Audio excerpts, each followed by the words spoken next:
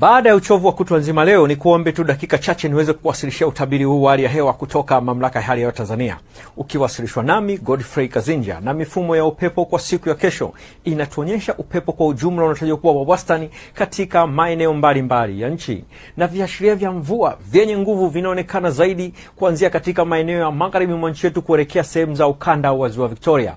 Mamlaka ya Hali ya Hewa Tanzania inatoa angalizo la matarajio kuwa na vipindi fupi vya uwepo wa mvua kubwa katika maeneo ya ukanda wa Ziwa Victoria, magharibi mwa nchi pamoja na mkoa wa Rukwa. Ni vyema mwananchi wa maeneo husika kuwa makini na angalizo hilo. Kwa usiku wa leo, ni matarajio yetu maeneo ya ukanda wa Ziwa Victoria, magharibi mwa nchi pamoja na mkoa wa Rukwa kuna hali ya mawingu, mvua na ngurumo katika maeneo machache.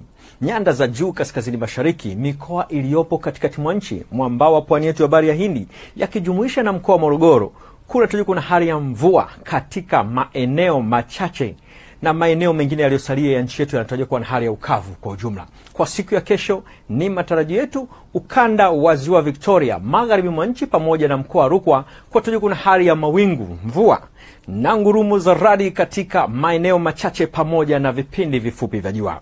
Kwa upande wa nyanda za juu kaskazini mashariki, nyanda za juu kusini magharibi yakijumuisha pia na mkoa wa Ruvuma, kuna hali ya mvua katika maeneo machache pamoja na vipindi vya jua.